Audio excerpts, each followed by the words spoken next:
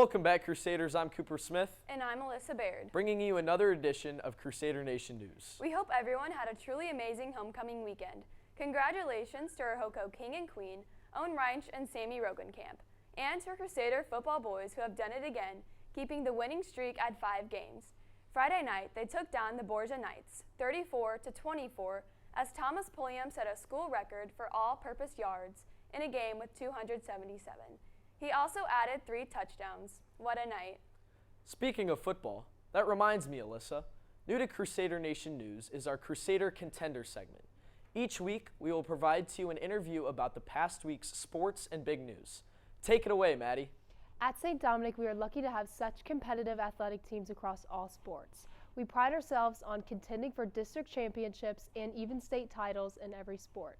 With that in mind, we are launching a weekly segment called Crusader Contenders, where we will talk to a coach and a player from a different sport here at St. Dominic. After their thrilling homecoming victory, we thought the obvious start to this segment was football. We are here today with Coach Markway and Brennan Shasheen. I'm Maddie Hunsel, and I'm joined with Coach Markway and Brennan Shasheen. Now, Coach, on Friday there were a lot of people at the game, especially because it was our homecoming game, but Borgia is a big rival at our school. What was it like, taking into preparation the game on Friday? Well, again, just a big week for our whole community, and they really came out to support our kids and our program. Our teams are very thankful for that. That never gets lost on our team. We always say we want to open the season with a big home opener win, and we did that this year and bring the fans out, and St. Dominic never disappoints in those aspects. Yeah. And there were a lot of people at the game on Friday, but also over 750 people watching the live stream of the game. Do you think that Dominic is becoming more of a rival to other schools, or just making a bigger impact in Missouri for the football program? I think, again, it just goes back to our whole school community. Our students always come out on Friday nights to support our kids.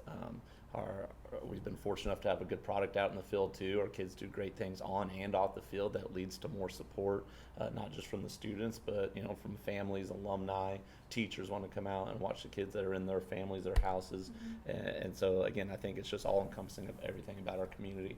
Mm-hmm.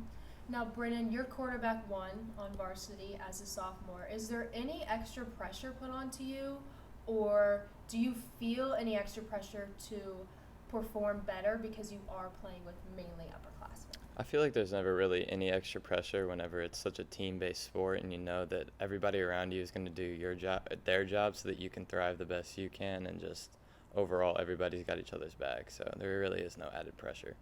On the game on Friday, Thomas Pulliam definitely had a really big impact on the team and pretty much led to our win on Friday.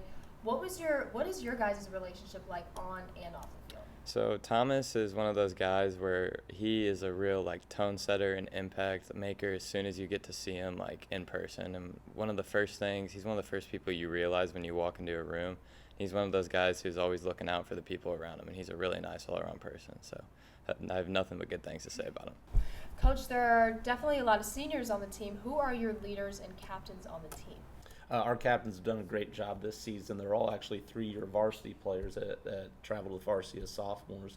We got Jackson Nicodeme, Matt Povich, Connor Bierman, Thomas Pulliam, Will Maloney, and Owen Reinsch. And all those guys had huge seasons for us last year. All of them started on defense. That's a very senior led side of the ball for us. It's done a great job this season, and really, offense has done a really good job, but defense has kind of set the tone in a lot of games, and it's led by those 6 captains.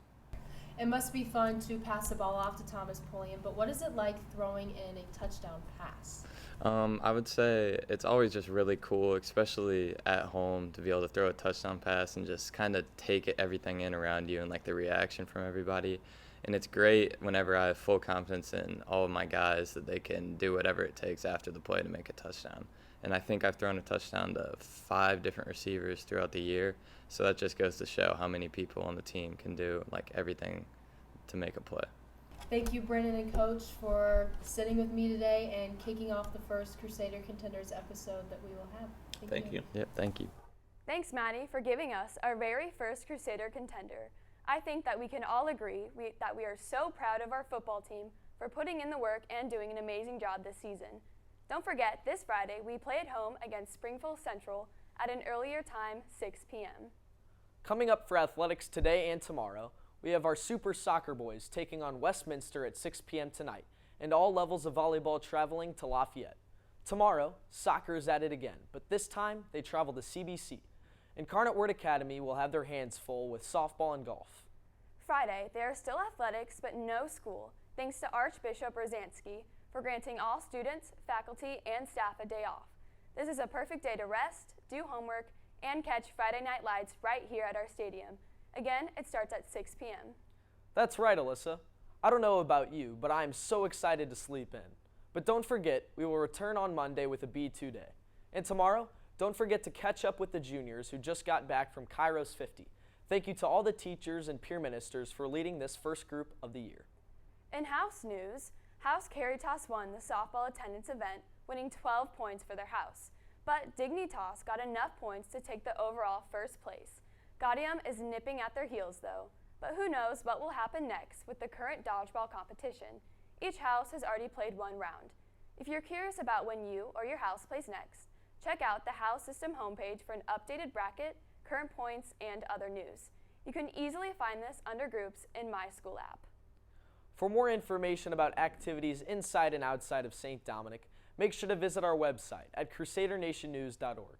Also, follow us on Instagram and Twitter at Crusader Nation News, as more and more content will be delivered to you in this manner. Finally, I'm Alyssa Baird. And I'm Cooper Smith, signing off.